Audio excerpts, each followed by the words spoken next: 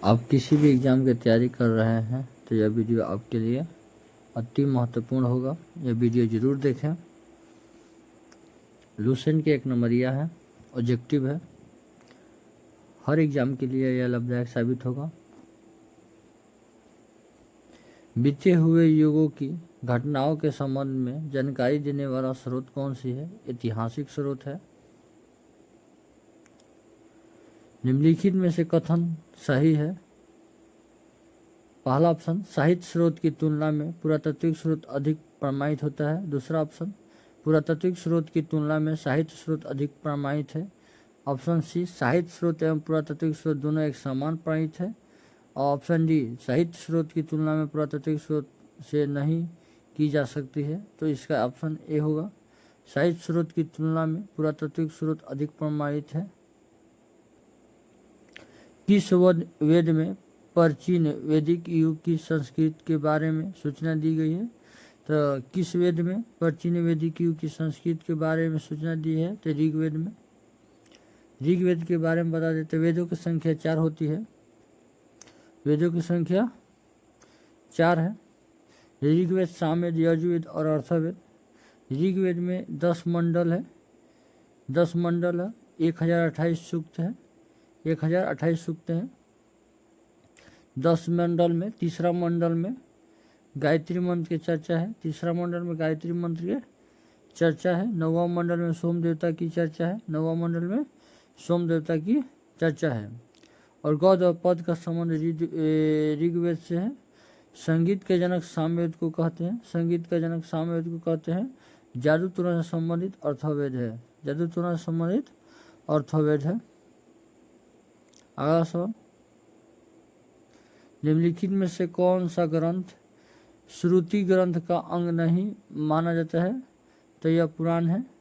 पुराण के बारे में बता दें तो पुराणों की संख्या 18 है। पुराणों की संख्या कितना है? 18 है। निम्नलिखित में से कौन सा ग्रंथ यह दावा करता है कि जो उस ग्रंथ में है वह विश्व में है? उस ग्रंथ में नहीं है तो विश्व में नहीं है। इसकी जानकारी महाभारत में मिलती है। महाभारत के पुराना नाम क्या है? तो महाभारत के पुराना नाम है जय संहिता।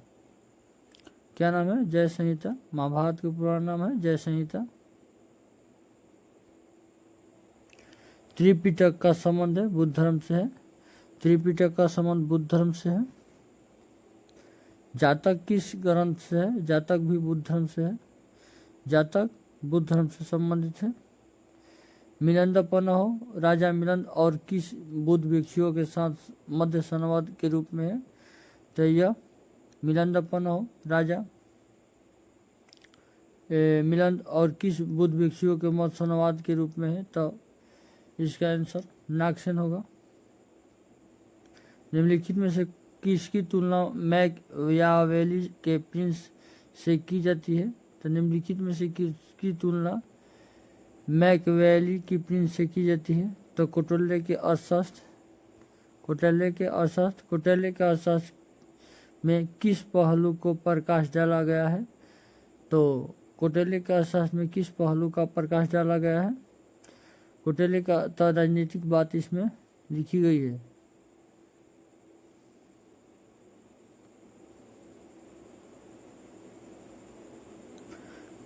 कलहर की पुस्तक। कलहर की पुस्तक का नाम राजतंत्र गणनी है। इसमें कश्मीर इतिहास से संबंधित है। अष्टाध्यायी के लेखक पढ़नी है। यह संस्कृत का बुक है। महाभास के रचयिता पंतजलि है। महाभास के रचयिता पंतजलि है। कालिदास द्वारा रचित मालविका मित्रम नाटक का नायक कौन था? तो अग्निमित्र था। हर्षचरित के लेखक कौन है? तो हर्षचरित के लेखक है बाणभट्ट। हर्षचरित के लेखक कौन है? विक्रमाचरित की रचयिता कौन है? तो विक्रमाचरित की रचयिता बिलहन है। विक्रमाचरित की रचना 11वीं सदी के उत्तरार्ध में कश्मीर एवं कवि बिलहन द्वारा की गई है, जो चालुक्य वंश के विक्रमादित्य चंद्रदाई द्वारा रचित ग्रंथ का नाम है पीतमी राजस्व। निम्न में से कौन सा सिकंदर के साथ भारत आने वाला इतिहासकार नहीं था? तो डाइमेकस जो था भारत के साथ सिकंदर के साथ भारत नहीं आया था।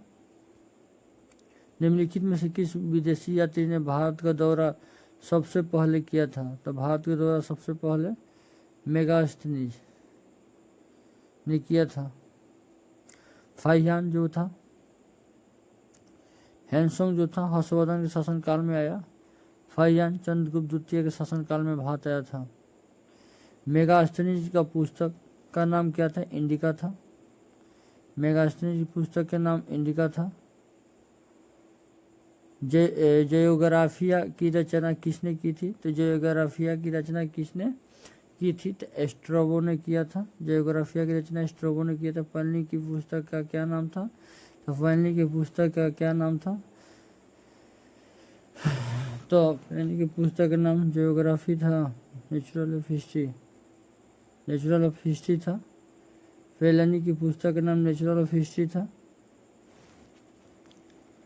पेरिप्लस ऑफ द एरिथीज किसकी रचना है? पेरिप्लस ऑफ द एथी किसकी रचना है? अज्ञात नाम यूनानी के लेखक का नाम है। फाहियान कहाँ का निवासी था? तो फाहियान जो था चीन का निवासी था। फाहियान किसके शासनकाल में भारत आया? तो फाहियान चंद्रगुप्त द्वितीय के शासनकाल में भारत आया था। हैंसोंग हर्षवर्धन के शासनकाल में भारत आया था। हर्षवर्धन के समय निम्नलिखित में से कौन सा चीनी यात्री आया था? हैंसोंग आया था। हैंसोंग भारत आया था। नवी सदी में भारत आए गए अरब यात्री सुलेमान ने किस साम्राज्य के रूहामा कहकर संबोधित किया था? तो नवी सदी में भारत आने वाले अरब यात्री सुलेमान ने किस साम्राज्य को रूहामा कहकर संबोधित किया? पाल को। अल्बोनी किसके शासनकाल इतिहासकार था? तो अल्बोनी के शासनकाल का इतिहास मोहम्मद गजनवी के। ये यात्री इब्न बतूता मोरक्को का रहने वाला था। दक्षिण अफ्रीका यात्री इब्न बतूता किसके शासनकाल में भारत आया था? तो इब्न बतूता जो था मोहम्मद बिन तुगलक के शासनकाल में भारत आया था। फारस के सुल्तान मिर्जा शाहरुख के राजदूत अब्दुल रज़ाक ने किस विजयनगर साम्राज्य के शासन में विजयनगर की यात्रा किया था? तो देवराय द्वितीय के शासनकाल में। भारतीय पुरातात्विक सर्वेक्षण की स्थापना 1861 में हुआ था। भारतीय पुरातात्विक के जनक अलेक्जेंडर कनिंघम को कहते हैं। निम्नलिखित में से विद्वानों में से हड़प्पा सभ्यता का सर्वप्रथम खोजकर्ता कौन था? दयाराम साहनी 1921 में खोजा था।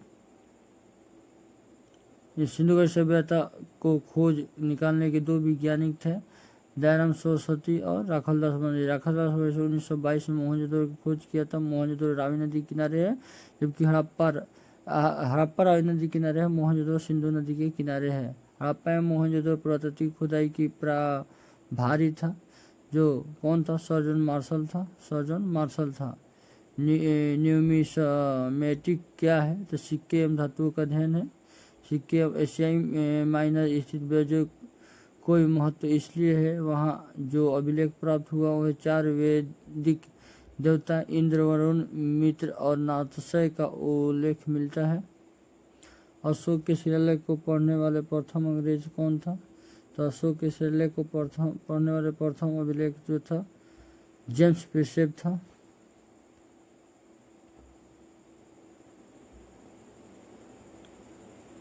फारस के सुल्तान मिर्जा शाहरुख के राजदूत अब्दुल रज़ाक सही हो गया। अशोक के अधिकांश अभिलेख किस भाषा और लिपि में है? तो अशोक के अधिकांश अभिलेख किस भाषा और लिपि में है? तो प्राकृतिक और बराही लिपि में है। कहाँ से अशोक के द्विभाषी ग्रीक और आराकामाइक अभिलेख प्राप्त हुआ है? तो सरेकुना कंधार से प्राप्त हुआ है। अशोक में मानसेहार पाकिस्तान, शाहबागढ़ पाकिस्तान से प्राप्त शिलालेख में किस लिपि का प्रयोग किया गया है? तो अशोक के खरोष्टी लिपि में। प्राचीन भारत में कौन सी लिपि दाहिने से बाएं लिखी जाती है? तो कौन सी लिपि? खरोष्टी लिपि दाहिने से बाएं लिखी जाती है।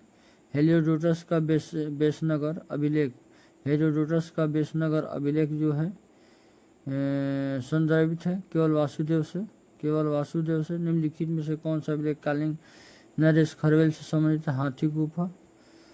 सर्वप्रथम भारत में विशुद्ध संस्कृति भाषा में लंबा अभिलेख किस राजा द्वारा जारी किया गया था? तो यह क्षत्रप रुद्रदमन द्वारा जारी किया गया था। कवय शैली पर चिंतन नमूना किसने अभिलेख से संबंधित है?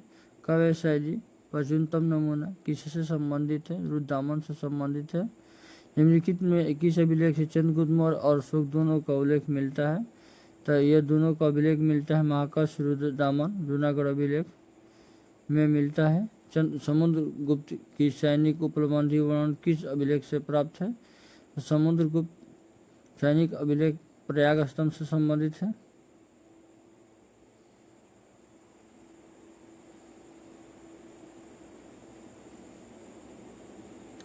प्रयाग प्रस्तावित अभिलेख का लेखक हरिसेन किस शासक का दरबारी कवि था? समुद्रगुप्त का था। मेहरौली दिल्ली की स्थित लौह स्तंभ का निर्माण किस सदी में हुआ था? तो महरौली स्थित लौह स्तंभ का निर्माण किस सदी में हुआ था? चौथी सदी में हुआ था। दिल्ली के महरौली कुल उल इस्लाम मस्जिद के प्रमाण में स्थित लौह स्तंभ किसने समृद्धि में है? तो दिल्ली के महरौली कुल उल इस्लाम मस्जिद के प्रमाण में स्थित प्रसिद्ध लौह स्तंभ किसके समृद्धि में? चंद्र के समृद्धि में है। सती प्रथा एरन अभिलेख से संबंधित है। सती प्रथा जो है एरन अभिलेख से संबंधित है। एरन अभिलेख का संबंध किससे है? तो एरन अभिलेख का संबंध भानुगुप्त से है। एरन अभिलेख का संबंध जो है भानुगुप्त से है। एरन प्रशासनिक और रचयिता रवि कीर्ति किस चालुक्य शासक की दरबारी कवि था? तो यह किसके दरबारी कवि था? तो पुलकेशिन प्रथम के दरबार पुलकेशिन द्वितीय के दरबारी कवि था। हर्ष एवं पुलकेशिन द्वितीय के मत संघर्ष की जानकारी कहाँ मिलती है? तो एरल अभिलेख में मिलती है। कवि कालिदास के नाम का उल्लेख किस लेख में है? कवि कालिदास का उल्लेख एहोल के उत्तरीण लेख में है। अभिलेख के ऐतिहासिक प्रकल्प के साथ प्रारंभ करने का परंपरा सूत्रपात किसने किया था? अभिलेख को ऐतिहासिक प्रकल्प के साथ प्रारंभ करने का परंपरा किसने किया था? राजा राज प्रथम। कहाँ से प्राप्त अभिलेख में महाभाष्य के कार्य प्रणाली के विषय में विस्तृत जानकारी मिलती है? उत्तर मेरूर से मिलती है। भारत में सिक्के का प्रचलन कब से हुआ? 600 ईसा पूर्व से हुआ। भारत की प्राचीनतम मुद्रा का मानी जाती है? हाथ सिक्का मानी जाती है। भारत में सर्वप्रथम स्वर्ण मुद्रा किसने चलाई थी? तो सर्वप्रथम मुद्रा चलाया था इंडो बैक्टीरियन ने। निम्नलिखित में से सोने की सर्वाधिक सिक्का जारी किया था? सर्वाधिक सिक्का कुषाणों ने जारी किया था। सतवाहन कालों में मुद्रा जो जारी हुआ है सिक्का शीशा का सिक्का जारी हुआ है। निम्नलिखित में से किसने बड़े पैमाने पर स्वर्ण मुद्रा चलाया था? तो बड़े पैमाने पर स्वर्ण मुद्रा जो चलाया था कुषाण शासकों ने चलाया था। सोने के सर्वाधिक सिक्का किस काल में जारी हुआ? गुप्त काल में जारी हुआ था। निम्नलिखित में से किस स्थल में रोमर सिक्के मिले थे? तो आर्कमेडू से रोमर सिक्के मिले थे। भीमबेटका गुफा जो परिचय था गुफा शैली चित्र से संबंधित था। जो भीमबेटका गुफा रायसीन अबूगढ़ मध्य प्रदेश में स्थित है। प्राचीन काल में भारत के लोग ब्रह्मा को किस नाम से जानते थे? सुवर्ण भूमि के नाम से जानते थे। अंकरवाट कहाँ स्थित है? कंबोडिया में स्थित है। पेलानी की मूल कृति नेचुरल हिस्ट्री किस भाषा में है? तो लैटिन भाषा में है। चचनामा जो है सिंध इतिहास का मूल रूप से किस भाषा में लिखा गया है? अरबी भाषा में लिखा गया है। भारत में संस्कृति इतिहास के संदर्भ में इतिवृत्ति राजवंश इतिहास एवं वीर कथाओं को कंठस्थ करना निम्नलिखित में से किस व्यवसाय से था? तो यह मगध व्यवसाय से था। चीनी यात्री सुंग भारत की यात्रा किया था 518 से 522 ईस्वी में। महाभारत युद्ध के 1301 में पूर्ण तिथि का उल्लेख निम्नलिखित में से किस अभिलेख से मिलती है? तो यह पुलकेशिन द्वितीय होल अभिलेख से। रावतक अभिलेख संबंधित है। तो रावतक अभिलेख जो था संबंधित है, यह कनिष्क से संबंधित था। भारतवर्ष के लिए इंडिका शब्द का प्रयोग भारत शब्द के लिए इंडिया शब्द का प्रयोग, जो भारत शब्द के लिए इंडिका शब्द का प्रयोग है हेरोडोटस ने किया था। किसने ब्राह्मी और खरोष्टी लिपि को उदाचित किया था? तो जेम्स प्रिसेप ने। निम्नलिखित में से प्राचीन भारत की लिपि दाहिने से बाएं लिखी जाती थी, खरोष्टी लिपि। वीडियो अच्छा लगा तो लाइक करें और चैनल को सब्सक्राइब करें। ऐसा ही वीडियो देखने के लिए आप मेरे चैनल को सब्सक्राइब करें। धन्यवाद।